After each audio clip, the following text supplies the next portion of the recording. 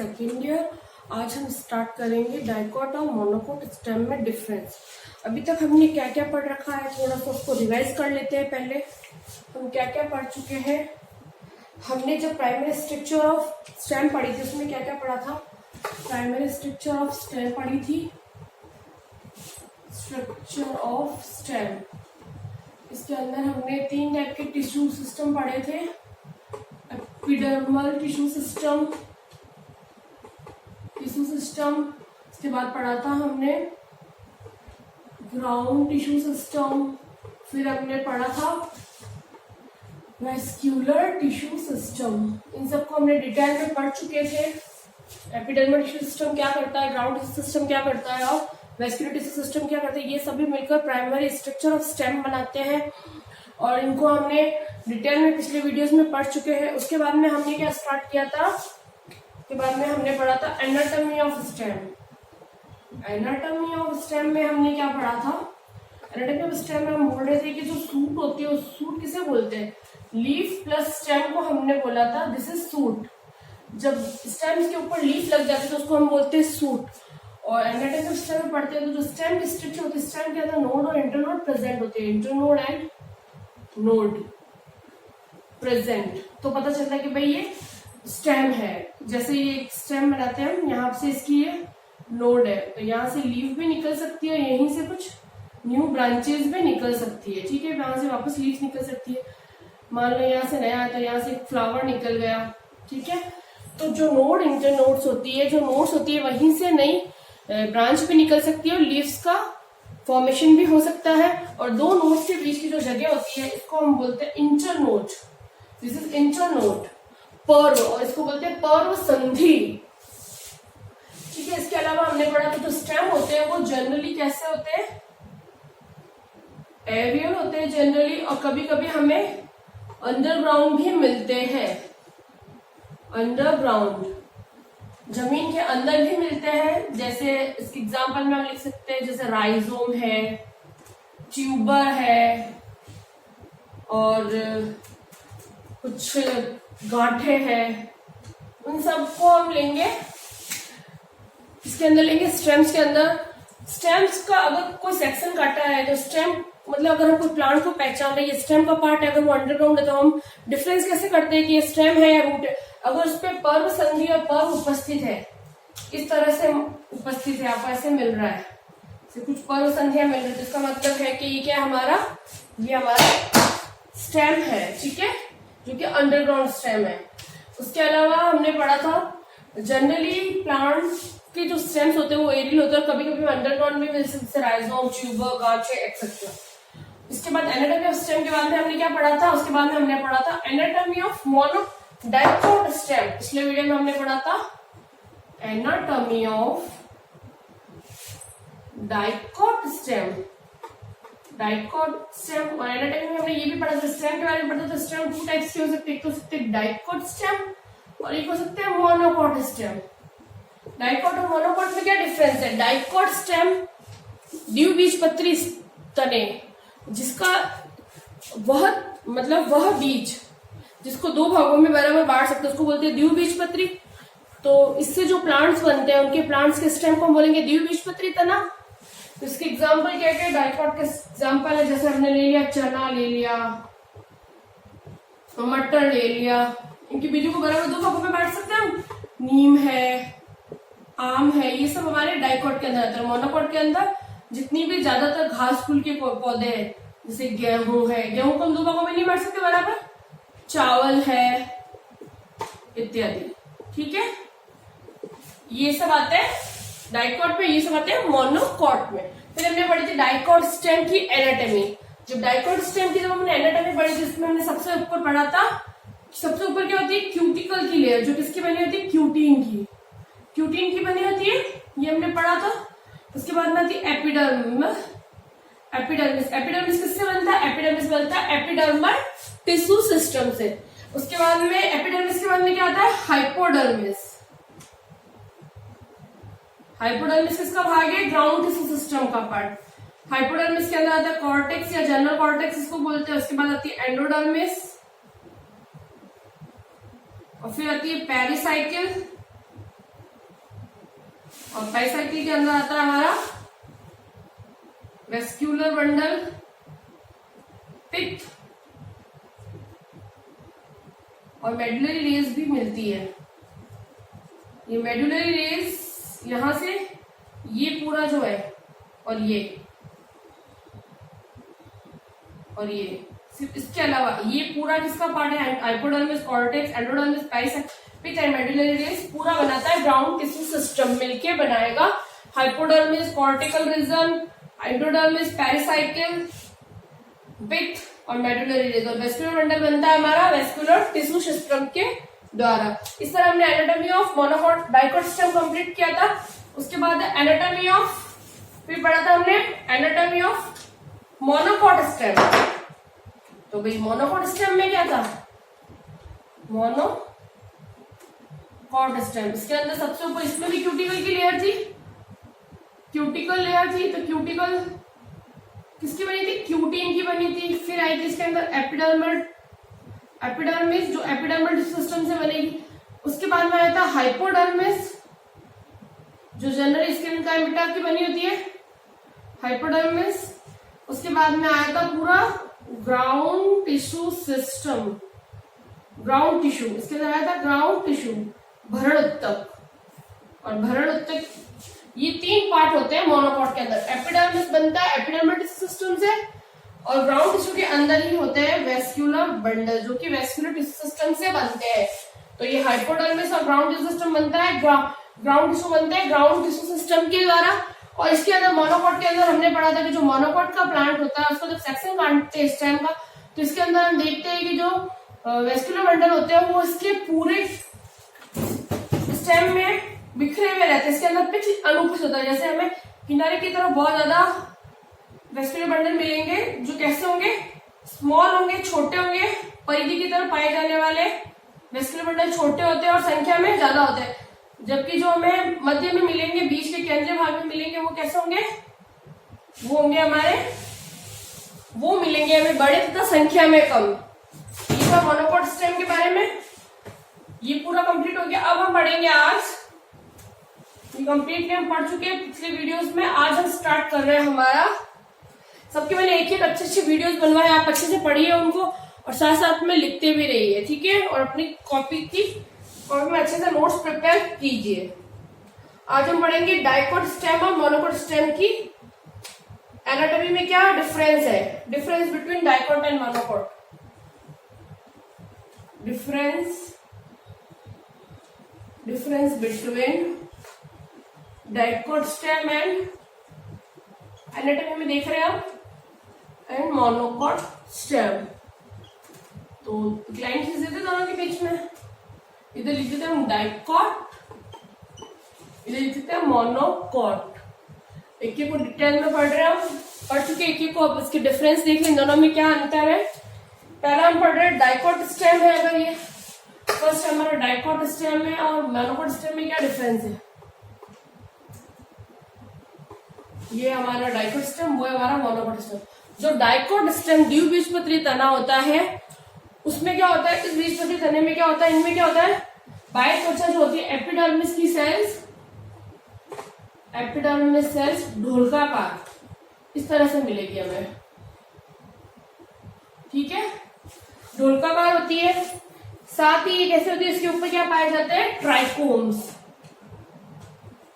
इसके ऊपर बहुत सारे ट्राइकोम्स क्या होता है, ट्राइकोम्स बोलते हैं multicellular hair, multicellular hair. एक स्टेम और रूट के सेक्शन कटिंग करें और दोनों में अगर हमें डिफरेंस करना है कि ये स्टेम का है या ये रूट का है, तो ये हम ये उसके ऊपर पाए जाने वाले रोम के आधार पे कर सकते हैं। अगर रोम अगर यूनिसेल्यूलर है, एक कोशिकीय रोम है, तो इसका मतलब वो रूट का सेक्शन कटिंग है।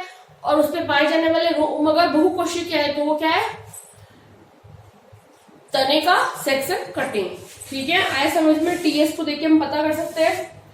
और इसकी जो एपिडर्मिस के ऊपर क्या पाई जाती है, एपिडर्मिस पे क्यूटिकल की लेयर या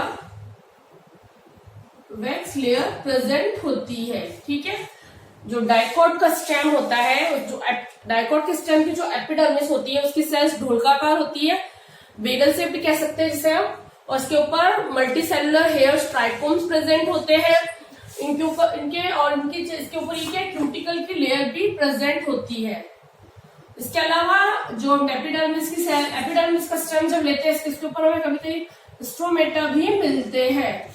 और जो डाइकोट के अंदर जो स्ट्रोमेटा होता है वो लीफ, डाइकोट के स्टेम के ऊपर जो स्ट्रोमेटा होता है वो उसकी लीफ के कंपैरिजन में कम होता है, यानी कि स्टेम पे अगर स्ट्रोमेटा तो वो थोड़ी कम संख्या में होंगे कंपैरिजन टू लीफ, ठीक है।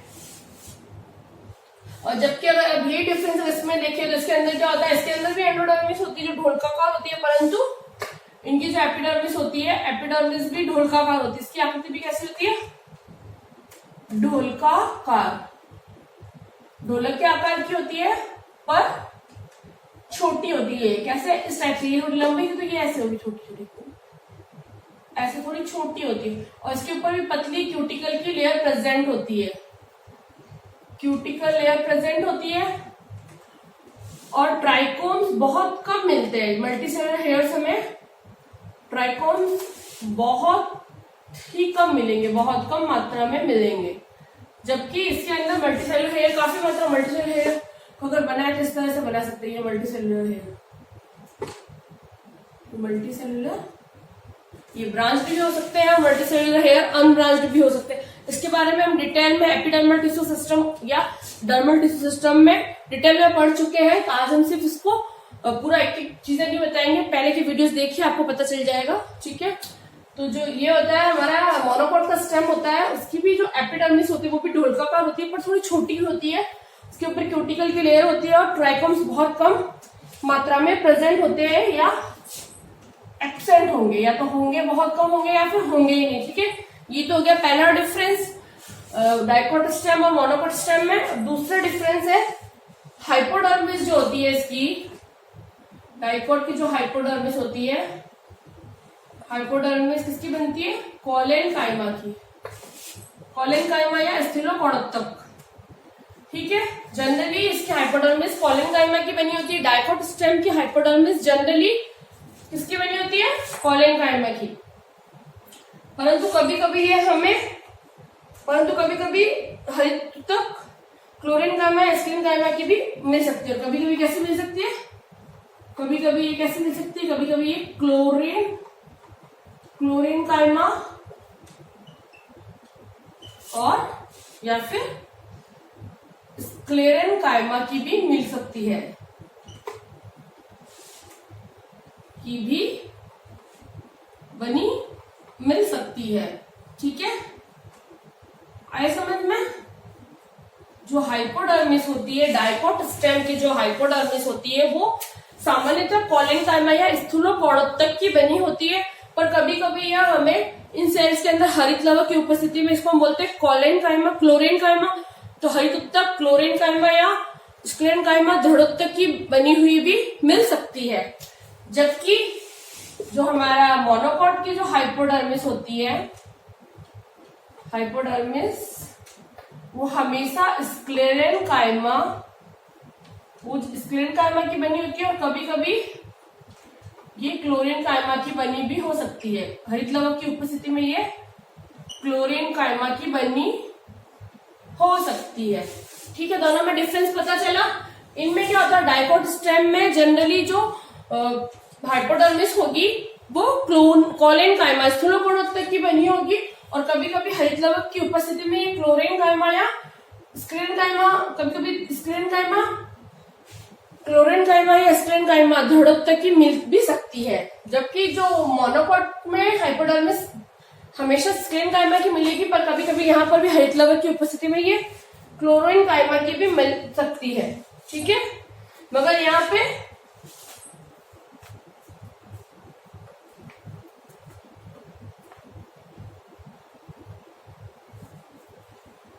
ये हमेशा कैसे मिलती है, हाँ सही लिखा है, स्क्लेरेनकाइमा या दृढ़ोत्तक। स्क्लेरेनकाइमा इसी को बोलते हैं दृढ़ोत्तक की बनी मिलती है और ये कोलेनकाइमा की कभी नहीं बनती है। तो मतलब ये कभी भी कोलेनकाइमा की बनी हुई नहीं मिलेगी।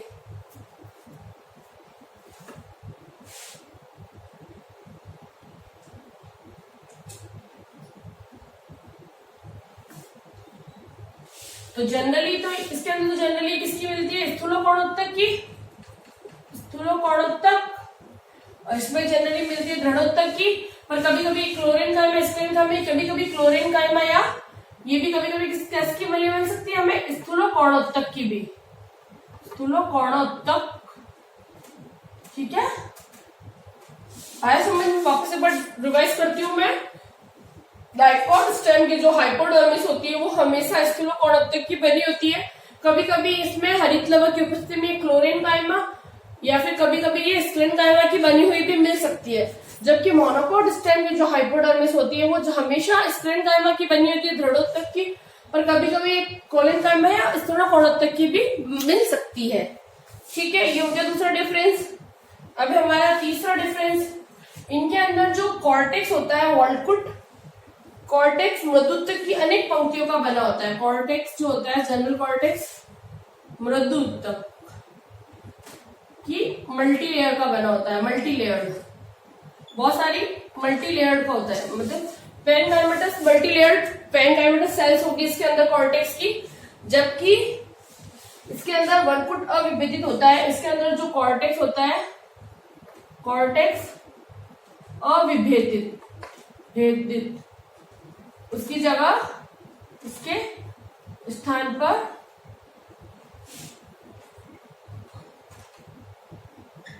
भरण उत्तक उपस्थित।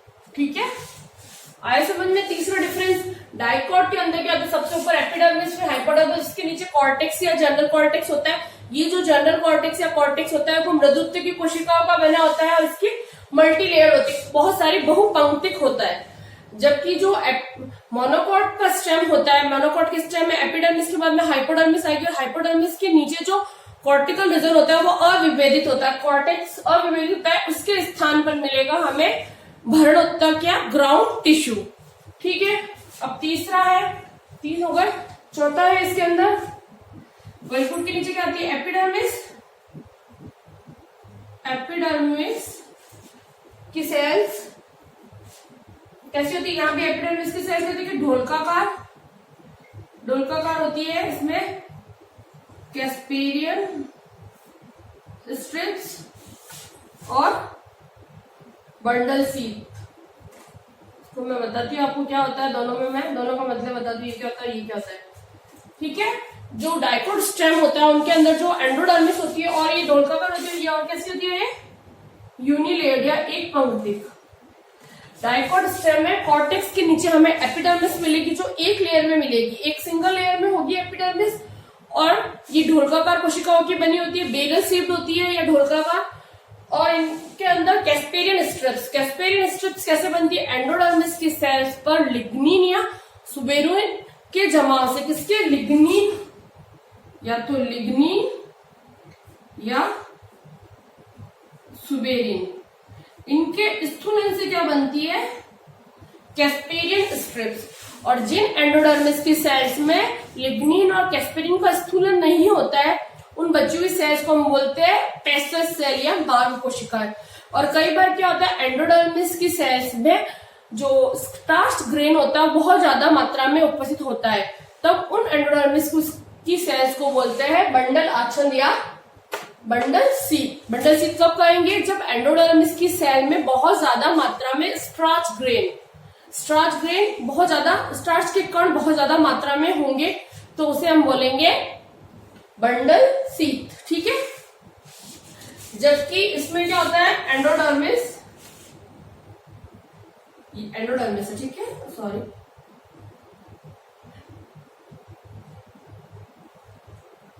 ये एंडोडर्मिस, जबकि इसके अंदर एंडोडर्मिस, डाइकोट के अंदर तो एंडोडर्मिस होती है और मोनोकोट में एंडोडर्मिस अनुपस्थित। ठीक है, आया समझ में? वापस एक बार रिवाइज करती हूँ। डाइकोट के स्टेम में क्या होता है, कॉर्टेक्स के नीचे एंडोडर्मिस प्रेजेंट होती है जो बेरल शेप्ड या ढोलकाकार होती है, उसकी एक लेयर प्रेजेंट होती है, एक पंक्तिक होती है। इनके अंदर कैस्पेरियन स्ट्रिप्स प्रेजेंट होती है। कैस्पेरियन स्ट्रिप्स का मतलब होता है एंडोडर्मिस की सेल्स पर सुबेरिन या लिग्निन का स्थूलन का पाया जाना। कैस्पेरियन स्ट्रिप्स होती है, उनके जमाव से एक पट्टिका बन जाती है, उस पट्टिका को हम बोलते हैं कैस्पेरियन स्ट्रिप्स। और जहां जहां उसका स्थूलन नहीं होता, जो सेल्स बच जाती है, तो उसे बोलते हैं पैसिव सेल या मार्ग कोशिकाएं। कैस्पियन स्ट्रिप्स का मेन वर्क होता है कि ये वाटर और जो फूड मटेरियल होता है उसको एक जगह से दूसरी जगह, उस बीच में उसको जल के लिए अपारगम्य बना देता है एक तरह से कैस्पियन स्ट्रिप्स। तो जो पैसिव सेल होती है उसके थ्रू जल और अन्य खाद्य पदार्थों का परिवहन, ट्रांसपोर्टेशन होता है मार्ग सेल्स के द्वारा।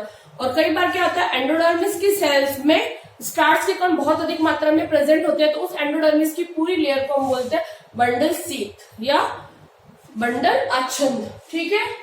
जबकि जो मोनोकोट का स्टेम होता है उनके अंदर एंडोडर्मिस अनुपस्थित होता है, क्योंकि हमने बोल दिया है जो मोनोकोट का स्टेम होता है उनके ऊपर सबसे ऊपर मिलती है हमें एपिडर्मिस, फिर हाइपोडर्मिस और उसके बाद में ग्राउंड टिश्यू आ गया। और ग्राउंड टिश्यू के अंदर क्या होता है, वेस्क्यूलर बंडल। मोनोकोट में क्या होता है, जैसे ये ग्राउंड टिश्यू है तो ग्राउंड टिश्यू के अंदर ऐसे ये वेस्क्यूलर बंडल बिखरे हुए रहेंगे। ठीक है। तो मान लो ये एंडोडर्मिस हो गई, अंदर वाली ऊपर वाली एपिडर्मिस, अंदर वाली हाइपोडर्मिस, और ये हो गया हमारा ग्राउंड टिश्यू सिस्टम। तो इसके अंदर ऐसे ही वेस्क्यूलर बंडल बिखरे हुए रहते हैं। ठीक है, आए समझ में। तो इसका मतलब इसके अंदर एंडोडर्मिस भी एब्सेंट होती है मोनोकोट के अंदर। फिर नेक्स्ट है एंडोडर्मिस के बाद में क्या आती है, पेरिसाइकिल। पेरिसाइकिल डाइकोट में एंडोडर्मिस के नीचे पेरिसाइकिल प्रेजेंट होती है। और ये किसकी बनी होती है, ये बनी होती है स्क्लेरेन काइमा या क्लोरेन काइमा की। स्क्लेरेन काइमा या फिर बनी हुई थी पेरेन काइमा की। पेरेन काइमा, ठीक है। या तो बनती है दृढ़ोत्तक से या फिर मृदुत्तक की बनी होती है पेरिसाइकिल। और ये कैसी होती है, या तो फिर ये हो सकती है यूनि और मल्टी लेयर। या तो यूनि लेयर हो सकती है एक पंक्तिक, या फिर मल्टी लेयर बहुपंक्तिक हो सकती है पेरिकाइमा इनकी सेल्स। और कभी कभी इनके अंदर एक या दो पंक्ति में, कभी कभी इनकी जो एक या दो लेयर स्टोन सेल्स बनाती है। इनकी एक या दो लेयर क्या बनाएगी, स्टोन सेल्स। जो पेरिसाइकिल डाइकोट के अंदर क्या होता है, सबसे पहले एपिडर्मिस, एपिडर्मिस के नीचे हाइपोडर्मिस, हाइपोडर्मिस के नीचे कॉर्टेक्स, कॉर्टेक्स के नीचे एंडोडर्मिस और एंडोडर्मिस के नीचे प्रेजेंट होती है पेरिसाइकिल या परिरम। परिरम की कोशिकाएं मृदुत्तक या दृढ़ोत्तक की बनी होती है। ये एक पंक्ति या बहुपंक्ति, इनमें एक दो पंक्तियां में स्टोन सेल्स बनती है। ठीक है, स्टोन सेल्स बनाती है, स्टोन सेल्स पाई जाती कह सकते हैं हम। ठीक है, इनकी एक या दो पंक्तियों स्टोन सेल्स बनाती है। ठीक है, जबकि अगर मोनोकोट के अंदर जाए तो हमने बता दिया था कि ग्राउंड टिश्यू है तो ग्राउंड टिश्यू मिल गया तो इसके अंदर एंडोडर्मिस भी एब्सेंट है और पेरिसाइकिल भी, पेरिसाइकिल जैसा कुछ नहीं होता, पेरिसाइकिल अनुपस्थित।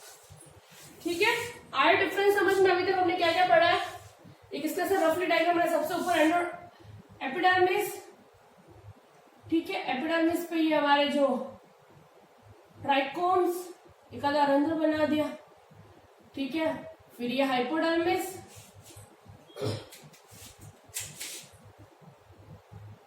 एपिडर्मिस, नीचे ये हाइपोडर्मिस,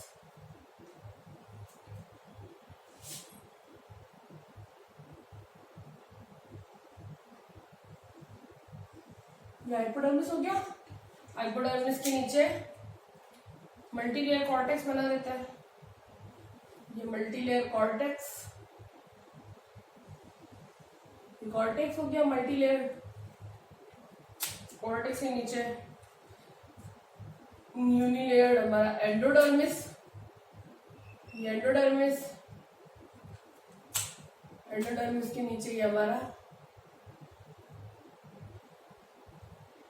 दो तीन लेयर्स का हो सकता है पेरिसाइकिल, ये एपिडर्मिस, ये हाइपोडर्मिस, ये कॉर्टेक्स, ये एंडोडर्मिस और ये पेरिसाइकिल। और ये अंदर हमारा पूरा वेस्क्यूलर बंडल। ठीक है, आए समझ में। चलो एक बार वापस को रिवाइज करती हूँ मैं, जितना कराया उसको वापस एक बार रिवाइज कर लेते हैं। Difference between dicot and monocot stem. Dicot stem में क्या होता है, सबसे ऊपर एपिडर्मिस की लेयर होती है, एपिडर्मिस की सेल्स के ऊपर क्यूटिकल की लेयर प्रेजेंट होती है, जो वैक्स क्यूटिकल की लेयर क्यूटिन की बनी होती है, कई बार वैक्स मॉल की परत भी पाई जाती है। इसके ऊपर मल्टीसेलुलर हेयर जिन्हें ट्राइकोम्स कहा जाता है उपस्थित होते हैं। इनके अंदर रंध्र भी उपस्थित होते हैं जो कि गैस विनिमय का कार्य करते हैं। ठीक है, जबकि मोनोकोट स्टेम के अंदर क्या होता है, जो एपिडर्मिस होती है वो भी ढोलकाकार होती है, पर छोटी कोशिकाओं की ढोलकाकार छोटी कोशिकाओं की बनी होती है। उन पर भी क्यूटिकल की लेयर होती है और ट्राइकोम्स या तो होंगे ही नहीं या फिर बहुत कम मात्रा में उपस्थित होते हैं। डाइकोट की अगर हाइपोडर्मिस की बात करें तो डाइकोट की हाइपोडर्मिस जनरली कोलेनकाइमा या स्टुलोकोडोप्टर की बनी होती है। कभी कभी ये क्लोरेनकाइमा या स्क्लेरेनकाइमा की बनी हुई भी मिल सकती है।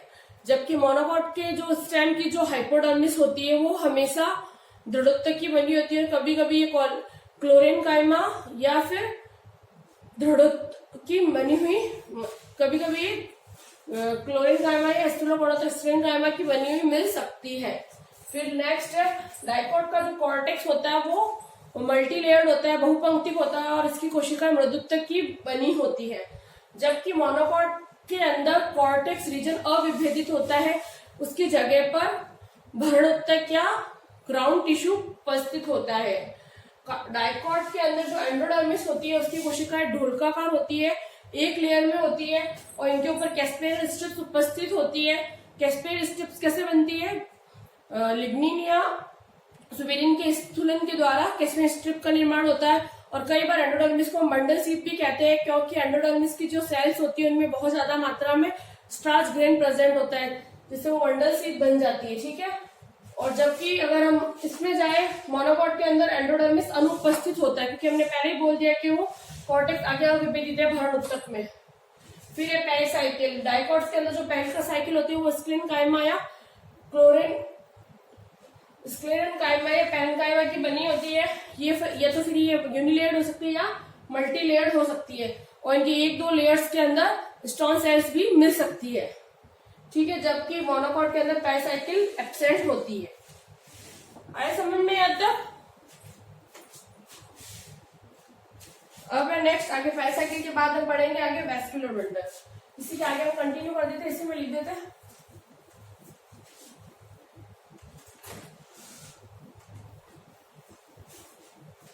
इसका भी अगर एक शॉर्ट डायग्राम बनाए तो ये कैसे बनेगा, इसके अंदर सबसे ऊपर एपिडर्मिस है, एपिडर्मिस पे एक दो अगर मान लो हेयर्स मिल जाए तो मिल जाए और इसके बाद में ये पूरा रीजन है।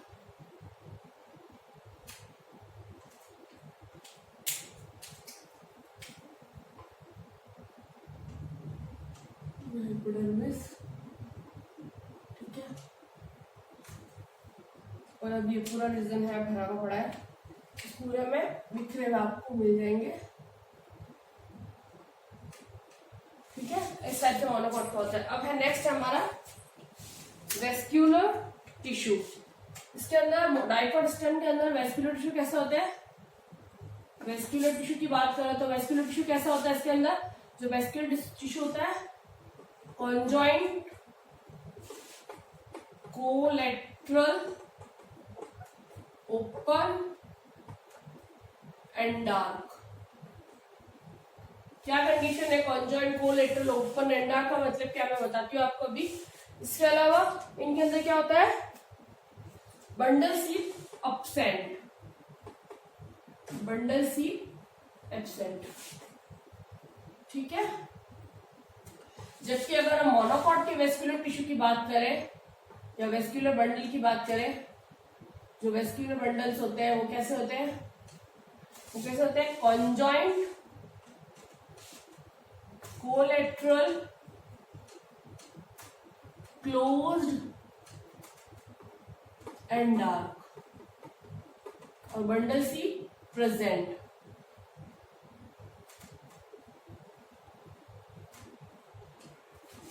चलो मैं एक बार बताती हूँ होता है क्या। जो वेस्कुलर टिश्यू या वेस्कुलर बंडल्स होते हैं, जो वेस्कुलर बंडल्स होते हैं इनके अंदर जो डाइकोट स्टेम्स के अंदर हमें वेस्कुलर बंडल मिलेंगे कॉन्जॉइंट। कॉन्जॉइंट का मतलब होता है एक ही वेस्कुलर बंडल के अंदर ही हमें जाइलम और फ्लोएम साथ में मिलेंगे। ठीक है, इसको वेस्कुलर बंडल भी लिख सकते हैं, इसको हम वेस्कुलर बंडल ही लिख सकते हैं। जो वेस्कुलर बंडल कैसे मिलेंगे कॉन्जॉइंट, सब पास पास में, जैसे मान लो इसको डायग्राम में बना दो, ये कॉन्जॉइंट कैसे होगा, तो ये जैसे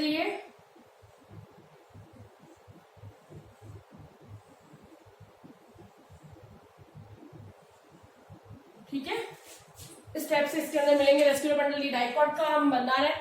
इसके जो वेस्कुलर बंडल होते हैं कॉन्जॉइंट, यानी कि जाइलम फ्लोएम साथ में अगर हो तो उसको हम बोलते हैं कॉन्जॉइंट स्थिति। ये फ्लोएम है मान लो, ठीक है। कॉन्जॉइंट होते हैं। कोलेटरल का मतलब होता है जाइलम और फ्लोएम एक ही अक्ष पर हो। जाइलम और फ्लोएम एक ही अक्ष पर है। कोलेटरल का मतलब तो नीचे तो होते हैं जाइलम और ऊपर की तरफ होता है इसके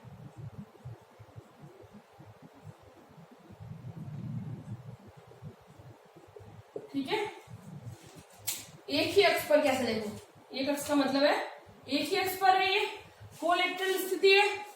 और ओपन, ओपन का मतलब है जाइलम और फ्लोएम के बीच में कैम्बियम प्रेजेंट होती है। ब्लैक कलर से जो मैंने बनाई है ये क्या है इसकी कैम्बियम। इसको ऐसी अलग से डायग्राम बना देते हैं। ऐसे होता है इसके अंदर। कोलेटर का मतलब एक ही अक्ष पे जाइलम और फ्लोएम का पाया जाना। नीचे जाइलम है, ऊपर की तरफ फ्लोएम और बीच में है कैम्बियम, ठीक है। ऊपर की तरफ क्या है फ्लोएम, तो ये एक ही अक्ष पर है और बीच में कैम्बियम है। इसका मतलब एक तो हो गया कॉन्जॉइंट, जाइलम फ्लोएम साथ में पाया जाना, जाइलम और फ्लोएम का साथ में प्रेजेंट होना, ठीक है। जाइलम फ्लोएम साथ में, इसमें ये जाइलम है ये फ्लोएम है ऊपर वाले, ठीक है। उसके अलावा जाइलम फ्लोएम एक ही अक्ष पर होते तो उसको हम बोलते हैं कोलेटरल। ओपन का मतलब जाइलम और फ्लोएम के बीच में कैम्बियम की उपस्थिति है। और एंडार कंडीशन, एंडार कंडीशन का मतलब प्रोटोजाइलम अंदर की तरफ और मेटाजाइलम बाहर की तरफ, तो इसको हम बोलते हैं एंडार कंडीशन। और एंडार कंडीशन हमेशा स्टेम में मिलती है, इसके ऊपर कोई प्रकार की बंडल स्थित नहीं होती है, ठीक है। जबकि अगर मोनोकॉट की बात करें तो मोनोकॉट में भी क्या होता है, ये मोनोकॉट का है। मोनोकॉट में भी हमें क्या वेस्कुलर बंडल्स कैसे मिलेंगे, वेस्कुलर बंडल मिलेंगे कॉन्जॉइंट, एक साथ है जाइलम फ्लोएम, इधर जाइलम है ऊपर फ्लोएम है और ये क्लोज होंगे। इसके अंदर कैम्बियम नहीं होगी, cambium absent, cambium absent. Xylem phloem के बीच में कोई प्रकार की कैम्बियम नहीं होती है। एंडार कंडीशन है, प्रोटोजाइलम अंदर और मेटाजाइलम बाहर की तरफ होता है, ठीक है। ये हो गया हमारा वेस्कुलर बंडल कंप्लीट। इसका मोनोकॉट और डाइकॉट में डिफरेंस पता चल गया। और इसके अंदर बंडल्स, इसके ऊपर एक बंडल सीट प्रेजेंट होती है मोनोकॉट के अंदर, ठीक है। ये हो गया इसका वेस्कुलर बंडल के बारे में। अब नेक्स्ट है इसका नेक्स्ट पॉइंट है हमारा वेस्कुलर बंडल में फ्लोएम उत्तक में फ्लोएम मृदुत्तक उपस्थित होता है। जो वेस्कुलर बंडल में क्या होता है, जो फ्लोएम होता है उनमें फ्लोएम मृदुत्तक प्रेजेंट होता है। फ्लोएम में फ्लोएम पैरेन्काइमा, फ्लोएम मृदुत्तक उपस्थित। जबकि मोनोकॉट के अंदर क्या होता है, फ्लोएम मृदुत्तक एब्सेंट, फ्लोएम पैरेन्काइमा एब्सेंट होती है, ठीक है। उसके बाद में नेक्स्ट है इसके अंदर प्रोटोजाइलम की कोशिकाएं विघटित होकर, इसके अंदर जो प्रोटोजाइलम की सेल्स होती है विघटित होकर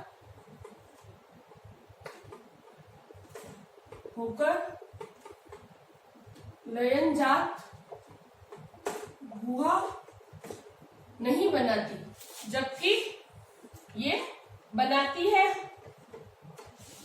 ठीक है। ये नहीं बनाएगी जबकि ये बनाएगी। उसके बाद में जो डाइकॉट का स्टेम होता है उसके अंदर वेस्कुलर बंडल में जाइलम अधिक मात्रा में होता है, जाइलम अधिक मात्रा में, जबकि जाइलम इसमें कम मात्रा में होता है, ठीक है।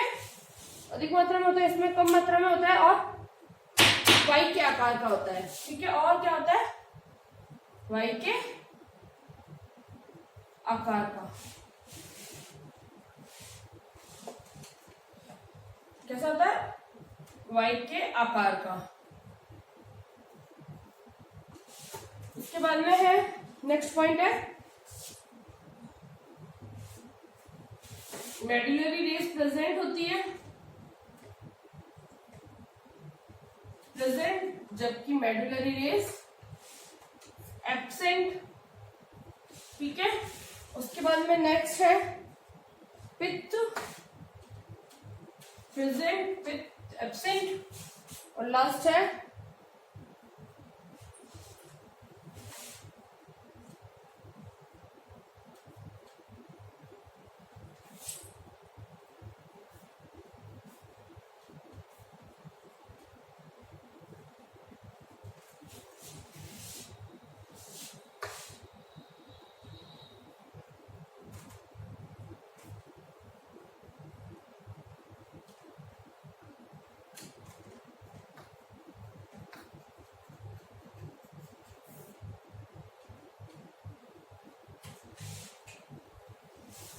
ठीक है, अभी को वापस को मैं डिस्कस करती हूँ। जो डाइकोट स्टेम होता है उसके अंदर वेस्कुलर बंडल के अंदर जो फ्लोएम होता है, फ्लोएम के अंदर जो मृदुतक, फ्लोएम मृदुतक होता है, फ्लोएम के भाग होते हैं फ्लोएम मृदुतक। फ्लोएम में क्या कहता है, फ्लोएम के जो भी अलग अलग पार्ट्स होते हैं उनके वेस्कुलर, डाइकोट के वेस्कुलर बंडल के अंदर फ्लोएम में फ्लोएम मृदुतक उपस्थित होता है, जबकि मोनोकॉट के वेस्कुलर बंडल में फ्लोएम के अंदर फ्लोएम पेनकाइमा मृदुतक अनुपस्थित होता है। ठीक है, जो डाइकोट के स्टेम्स होते हैं उनके अंदर प्रोटोजाइलम की सेल विघटित होकर लयनजात गुहा या लाइसोजेनिक कैविटी नहीं बनाती है, जबकि मोनोकॉट के अंदर जो प्रोटोजाइलम होते हैं वो विघटित होकर लयनजात गुहा या लाइसोजेनिक कैविटी बनाते हैं। इनके अंदर क्या होता है, डाइकोट प्लांट्स के वेस्कुलर बंडल्स में जाइलम ज्यादा मात्रा में होता है, जबकि मोनोकॉट प्लांट के अंदर जाइलम कम मात्रा में होता है, वाई के आकार में होता है। ऐसा मिलेगा, वाई के आकार में ऐसे मिलता है। ठीक है, वाई के आकार में मिलता है जाइलम। और डाइकोट स्टेम में क्या होता है, इसकी डाइकोट स्टेम में पेरिसाइकिल से लगाकर मज्जा जो पित्त होती है वहां तक मेडुलरी रेस फैली रहती है, यानी कि मेडुलरी रेस उपस्थित होती है, जबकि मोनोकॉट के अंदर मेडुलरी रेस अनुपस्थित होती है, मज्जा रसमिया। और डाइकोट प्लांट्स के अंदर पित्त उपस्थित होता है, जबकि इसके अंदर पित्त अनुपस्थित होता है। डाइकोट प्लांट्स के अंदर जो पेरिएन्युअल डाइकोट होते हैं, बहुवर्षीय द्विबीजपत्री पादपों में सेकेंडरी ग्रोथ, द्वितीय वृद्धि पाई जाती है, जबकि मोनोकॉट प्लांट के अंदर द्वितीय वृद्धि अनुपस्थित होती है, कुछ अपवादों को छोड़कर मोनोकॉट स्टेम में सेकेंडरी ग्रोथ एब्सेंट होती है। थैंक यू सो मच, इसको आप पढ़िए अच्छे से। जो भी नहीं समझ में आ रहा है आप मुझे मैसेज कॉल से पूछ सकते हैं, और मैं एक एक चीज पॉइंट्स लिखवा रही हूँ, आप साथ साथ में लिखते रहिए, नोट्स प्रिपेयर हो जाएंगे आपके। Thank you so much.